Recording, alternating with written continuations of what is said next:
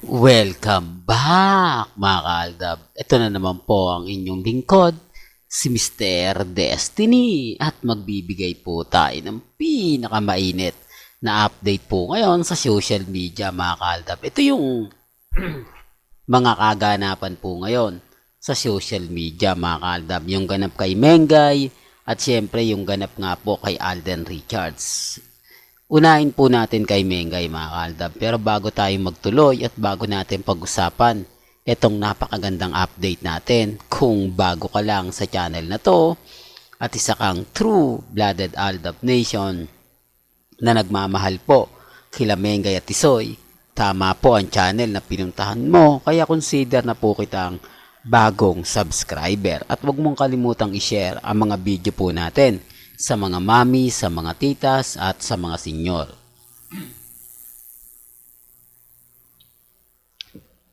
Remind ko lang po mga kaaldab, yung mga update natin, base po ito sa mga nakakalap nating impormasyon pagdating po sa social media.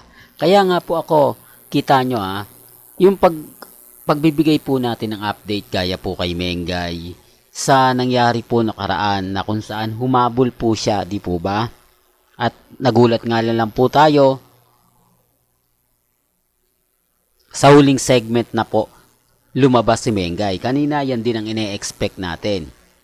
Medyo inabangan natin baka na late lang si Mengay dahil sa pictorial o sa may mga kumbaga meeting, di po ba, sa TV5, pero wala Natapos nga po ang EAT pero walang main Polcarson ang nagpakita. Well, sigurado bukas andyan yan, di po ba? Ito yung ganap kay Mengay na talagang hindi mo malalaman. Grabe, sabi ko nga po sa inyo mga kaaldab, si Mengay yung tipo talaga na mapapaisip po kayo. Si Mengay yung tipo na talagang ang laki talaga ng pagbabago, di po ba? Alam niya po kasi na hindi naman makikinabang ang Aldab Nation sa mga i-update niya. Kumbaga, binibigay niya talaga to para kila Alden Richards at siyempre sa Aldab Nation. Sabi ko nga po sa inyo, may mga bagay-bagay po na kailangan nating ipakita to, kailangan nating balik-balikan to para isampal po, di po ba, sa kanila para makaramdam po ng masabi natin na inggit ang our main fanatics sa Aldab Nation. Di po ba? Totoo naman po yung mga sinasabi ko, hindi lang po talaga nila gusto. Kaya nga po, ito yung ginagawa natin. Iniinggit po natin sila.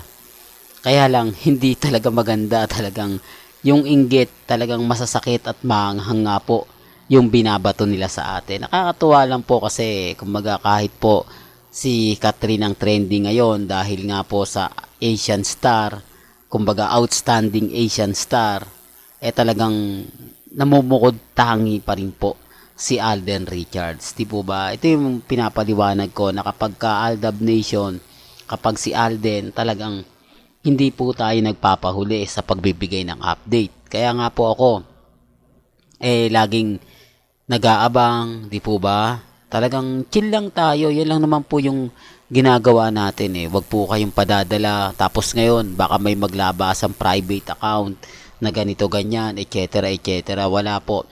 Kasi kung gugustuhin po ni Mengay magbigay ng update na wala siya sa EAT, di po ba? Magpo-post yan. Pero gaya nga po ng sinasabi ko, kita nyo naman po, di po ba? At bakit nga po ba tumutugma yung mga ina-update ko, mga pinapaliwanag ko sa EAT? Di po ba kila Jose, Wally, Paulo, at lahat ng legit Dabbercats? Di po ba tama naman po yung sinasabi ko? Dahil, kumbaga sabi ko nga po sa inyo, 2015 magkakasama na po tayo. 2015 nagsimula po at talagang nakuha na po natin lahat ng gusto po natin malaman. Kila Mengay, Jose, Wally, Paulo, kapag yung kulitan, tapos naibalik pa sa barangay sina Jose, Wally. Sa mga punchline na nakikita ninyo, sa mga napapanood ninyo, bibihira po nilang banatan ng gusto sila Karen, sina Raisa, di po ba? Tanging ang babanatan niya lang si Paulo, si Alan Kay, di po ba? Ito yung mga pagka kumbaga binabanata mo, yung punchline ng hirap eh, hindi talaga tumutugma, lalo na kay Miles. Pero kapag si Mengay, di po ba, yung tipong may ganti talaga siya eh. Matatandaan nyo naman po, di po ba, yung dating niloloko siya ni Wally, pupuntahan niya talaga si Wally, talagang gagamitan niya ng mga nakakatawa, di po ba? Sabi ko nga po sa inyo, iba si Mengay sa mga host o naiiba po talaga siya. Kaya nga po siya yung pinakapaborito eh. Ngayon alam nyo na mga kaaldab. Walang pinagkaiba kay Alden. Ito yung mga panahon na dati di po ba sa Eat Bulaga si Alden yung pinakapaborito. Kaya nga tawag lagi sa kanya ni Bossing Big Soto Richards eh. Hindi tinatawag ng Alden yan. Kaya nga po siya kinuwang ninong ni Tali. Di po ba? Ito yung mga bagay-bagay po na kapag pinapaliwanag ko, pinapaalala ko, ang daming nagre-react, ang daming nagko-komento, ang daming nagsasabi ng ganyan to, ang daming nagsasabi ng ganyan. Kasi wala naman po talaga silang alam. Malakas lang po sila manginis, malakas lang po sila mangasar, pero ang totoo, wala naman po talaga silang alam. Gusto lang po nila magpasikat, gusto nyo lang po sila magpamayabang na ganito, ganyan. Di po ba? Ganun naman po talaga eh.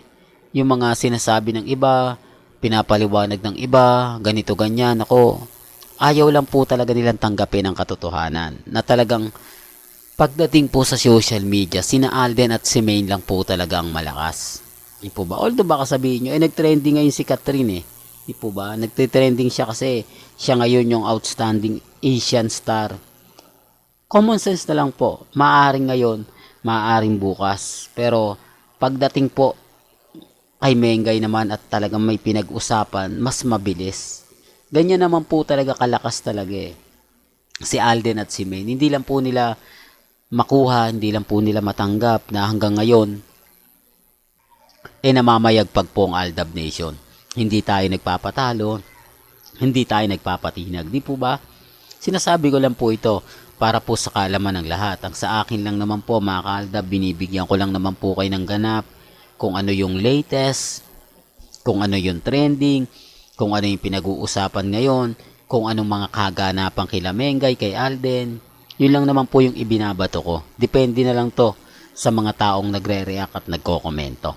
Well, hanggang dito na lang po yung updates natin ha. Kaya kung gusto nyo pa po ng pinaka-latest at sariwang update, abay tumutok lang po kayo dito sa channel ni Mr. Destiny para updated po kayo sa mga bagong video po na ilalabas po natin maya-maya lang. Hanggang sa muli, salamat po sa panonood at pakikinig.